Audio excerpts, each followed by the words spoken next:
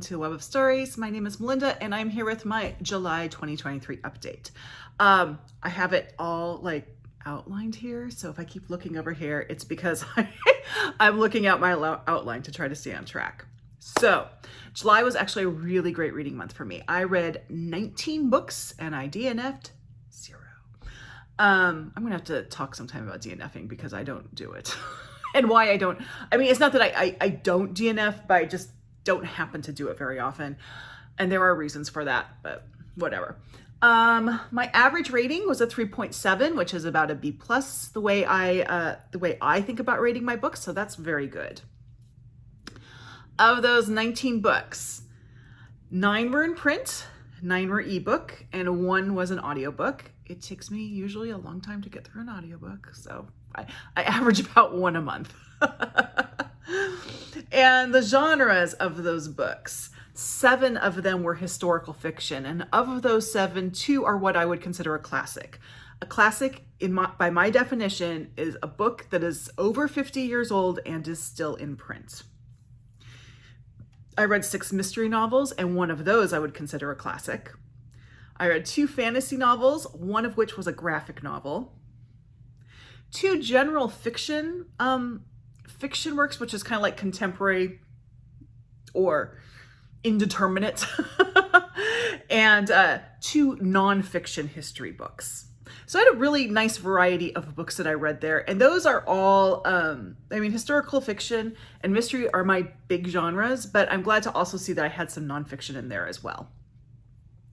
So I'm going to go through the 19 books that I read this month, and I'm going to give you the grade that I gave them. Some of them I will talk a little bit more about than others, and I'll explain why as I go. So the first book I'm going to start with is the book that got a C+. If you don't know, that's like a 2.5.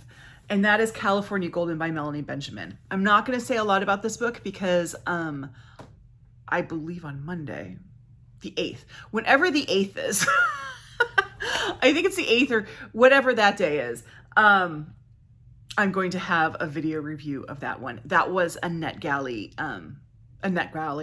book for me to read. And then I had 3 books that I gave a B to.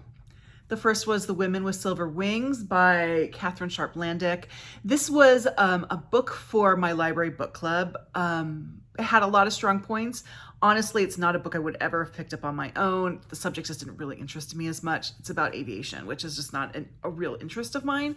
I had some issues with how the author sort of like pitted women against each other, but the book itself was very, very informative, and I learned a lot.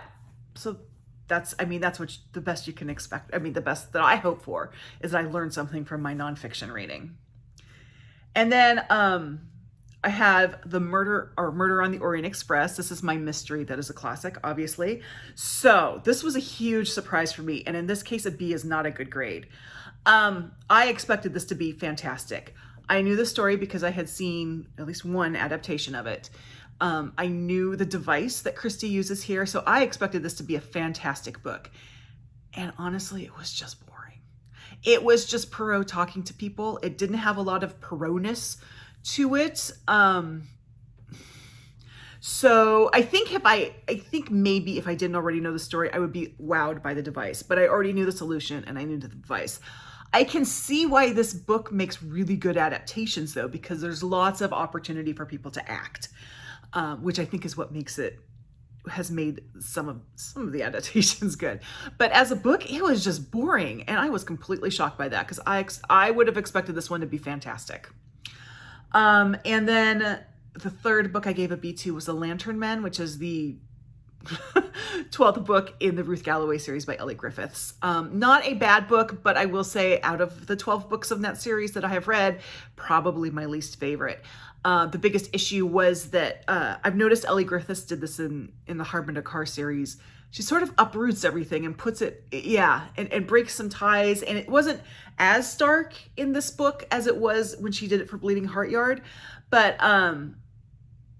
it left me feeling like, what's going on here? Plus, I feel like more time than usual took place between this book and the previous book, which made me feel like I was missing something. So, B+. My B plus books, I had 5 of them, so that's really good. The first one was another nonfiction history book. It was How to Be a Tudor by Ruth Goodman. And this was basically starts you from the day and goes all the way up, like what life was like in the Tudor age. My degree is in history, actually medieval history, so the Tudors are my thing. Not that I actually read that much about them, honestly, but I did study quite a bit about them. Maybe that's why I don't read a lot about them. But I liked this one. I did feel at times she got a little bit in the weeds on a couple things where I'm like, okay, you can move on now. But really, otherwise, really informative and very readable. It's a good history book for people who don't read history books. It's really interesting. There's also a somewhat kind of sort of related television show for it where she and a couple other historians live on a Tudor farm. And I think that's available on either BritBox or Acorn, and I have both those services, so I'm going to look and see if I can watch that. The next one was The Stone Circle, which was the 11th book in the Ruth Galloway series. Those books generally get a B+ for me, which is really good for that kind of book. They're my comfort read. I know they're not the best mysteries. Actually, the mysteries themselves are really good. They aren't literary. I hate to use this word because I think everything's literary, but I think it's not a cozy mystery, but I think it is more on the level of a cozy mystery than what we would consider, say, a literary mystery. But they're a great comfort for me, and so I enjoy reading them. And I like that one, The Stone Circle. And then the next one was City Under One Roof by Iris Yamashita. This one was both benefited, I think, and penalized for just being bonkers. The premise is there's a town in Alaska that for part of the year, so winter, it's only accessible through a tunnel, and everybody in the town lives in one building. And body parts start showing up. So, it was a pretty good mystery. It was intriguing enough to keep me going, but I also knew right from the get-go I had to do a great suspension of disbelief on it.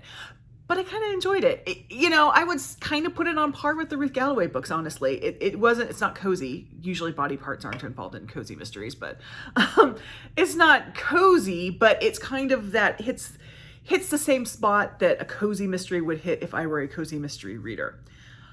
Oh my goodness, I don't have my glasses on. You will see this week when my vlog comes out, like today, I totally went through the whole thing and realized I had my glasses on. So I ran upstairs to get my glasses and I brought them down and I put them down and then I forgot to put them back on. So my glasses are on. Okay, back on task.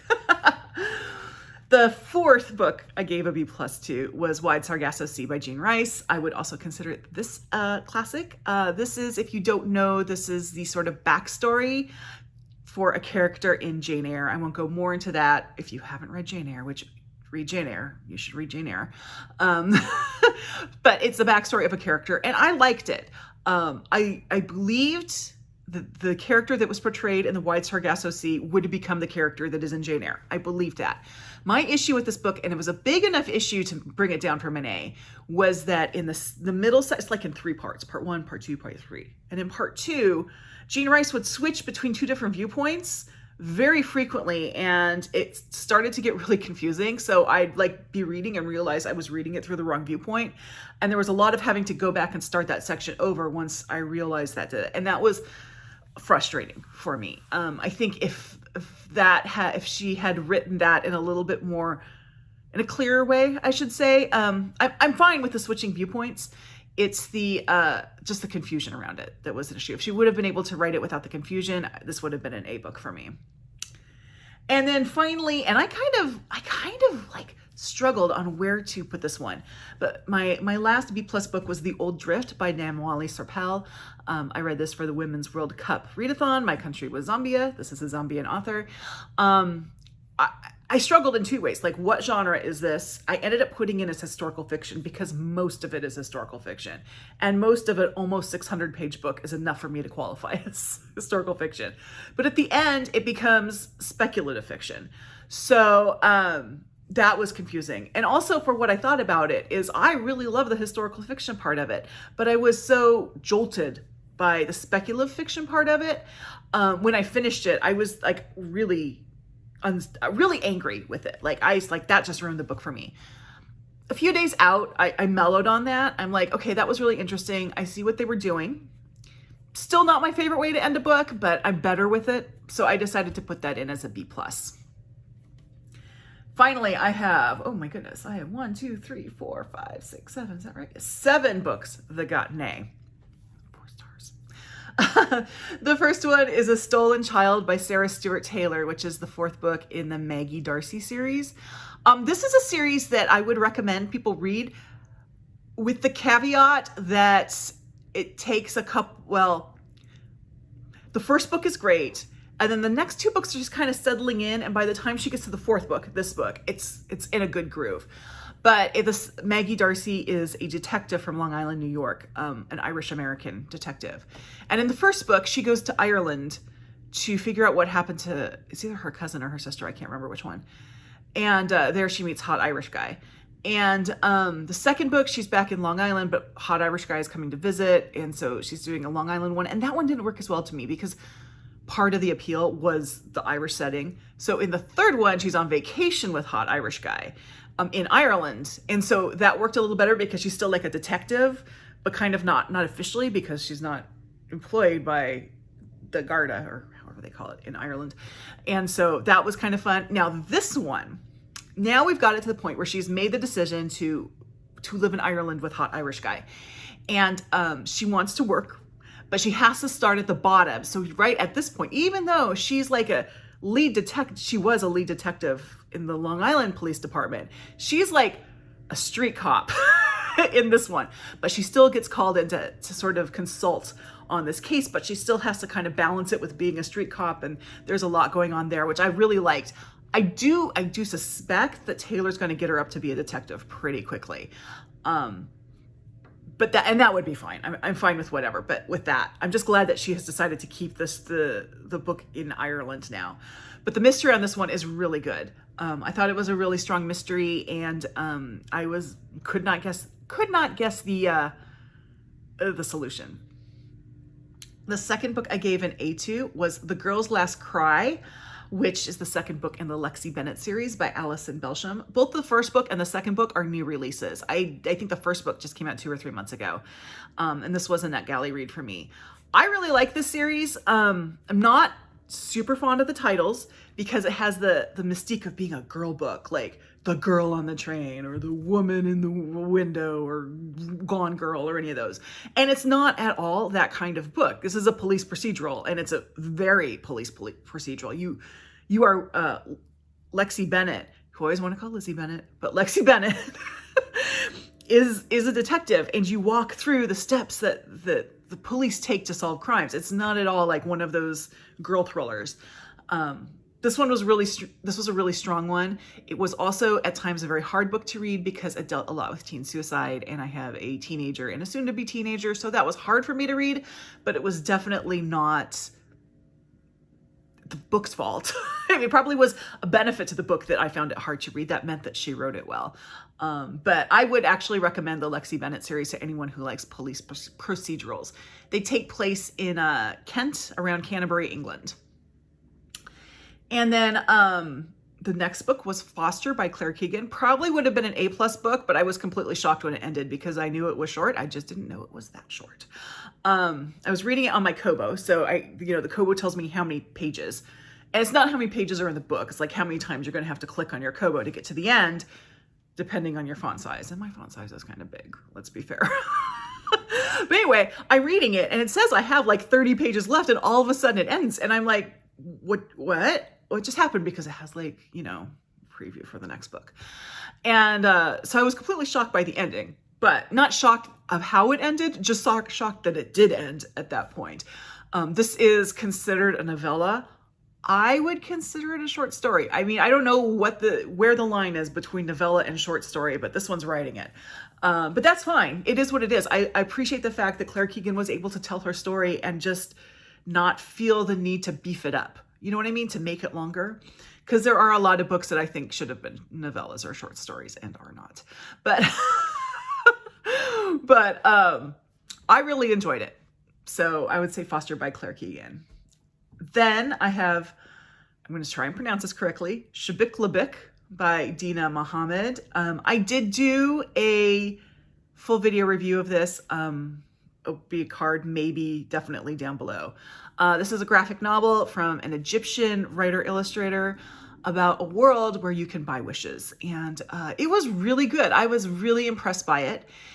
It was logistically a little difficult for me personally to read because you have to read from right to left. And so I got the like turn the pages right to left, but then like on the page I was reading left to right. So I had to like go back and start and like actually follow with my finger to make sure I read in the right direction. But if you can get past that, I highly recommend it. Then I have The Red Garden by Alice Hoffman. This one, it's a novel, but it's really a collection of short stories about a particular town through time. It's very Alice Hoffman-ish. I love Alice Hoffman. There is some magical realism in it, which I appreciate. I like her magical realism. The reason I was reading this now is because I have been told that this book plays a part in her book that's released later this month. So I wanted to kind of have that under my belt. But I enjoyed it. Short story collections tend to get 4 stars for me, or an A, and this one was no different, so A. And then finally, my last book that I gave an A to was the one I just finished last night, and that was Learn by Heart by Emma Donoghue. I'm not going to say much about it, but I will say this. This book assumes, and this is not a bad thing. I'm just giving this as information if you're interested in reading it. This book assumes a pre-knowledge of a historical character named Anne Lister. So if you've ever watched the show Gentleman Jack, which I haven't, but I have heard of the show, that's about Anne Lister, but at a later point in her life. This book is actually not about Anne Lister. This is about the girl with whom Anne Lister had an affair when they were both teenagers. I had heard about Anne Lister, but I had not remembered her name. And so I went into this book thinking it was completely fictional, and then, which was fine. That was great. In fact, in some ways, I think that was even better. But at the end, the ending makes more sense if you have some pre-knowledge of Anne Lister. So I'm not saying go read a huge biography of her, but if you don't know who she is, check out her Wikipedia page before you read this book. It'll make the end work better. Again, that is actually not a fault of the book. That's a lack of information on my part. And when I post that review, and I might do it here too, I will link to a Stuff You Missed in History class episode about Anne Lister. And I believe the character who this book is about is mentioned in that episode, I think. I'm not entirely sure because I haven't listened to it in a while, but that's where I learned about Anne Lister, but totally forgot her name. So it didn't connect until the end. And I read the author's note, and then I'm like, wait a minute, was this person? And then read, put the pieces together after the fact. So yeah, just get a little bit of pre-knowledge about her. Now finally, almost finally, I have 2 books that I gave A+s to. These are books that they were A+. I don't have anything. One of them I would say is as good as it could be, and the other one probably could have been a 5-star. I'm very stingy with my 5 stars. 5 stars are best books ever. If it weren't for one little thing. But the one I think was great for what it was, and I know this is divisive. I know that. I know people either love or hate this book, unless you're Angelia, in which case you're lukewarm on it, but she's the only person I know who's lukewarm on it. And that is The Cartographers by Penn Shepherd. This is a book recommended to me by my oldest brother, and so I was very nervous going into it. I'm like, I'm gonna love it or I'm gonna hate it. So I'm very happy to have loved it. It's a kind of a fantasy thriller about maps. So, but I liked it. I thought it was very unique. I have heard the complaint that some people found it boring in parts. I didn't, but I also kind of like that sort of research thing. And there's a lot of research in this book because there are researchers. So I like that. I didn't find it boring at all. So I personally would recommend it with the caveat that while I loved it, many people did not. And that is, again, The Cartographers. And then the one that was just so close to being a 5-star is The Connellys of County Down by Tracey Lange. This is a story about an Irish-American family of siblings. There's an older sister, a middle brother, and a younger sister. I did do a full review on this, which I will, again, either up here, but definitely down there. My only issue with this is I just could not figure out why the oldest sister was portrayed the way she was. I'm not saying that it was badly portrayed. I'm saying that I don't understand why it was portrayed that way. Whatever. And still an A+ book. That's amazing. Highly recommend it. So those were 18 of my 19 books. And I only have 18 there because I did have one reread. And that was The Scarlet Letter. Now, I have been giving this book 5 stars for the last 30 plus years. So it still has 5 stars, but I'm not considering it a 5-star book for this read because I've read it so many times. But I do love The Scarlet Letter. Here's my spiel on it. If you have not read it, or if you read it in high school and hated it, but you're open to giving it another try, the audio, you find a good audio of it. I listened to the Duke Classics, which was good. Skip the Customs House at the beginning. There's a section called the Customs House. You don't need to read it. And then think of it as a horror novel, and it will go a lot better. Also, you may want to consider getting Cliff Notes and reading like the Cliff Note for each chapter after you finish that chapter. Only because Nathaniel Hawthorne is a person who sometimes likes to use as many words as humanly possible to describe something. And you can get lost in the verbiage. This is true. I'm okay with it, but that's a thing. But yes, that is my spiel on the Scarlet Letter. I think it needs more love. It is not horrible. It just sometimes is horribly taught. Yeah, there you go. It says Scarlet Letter.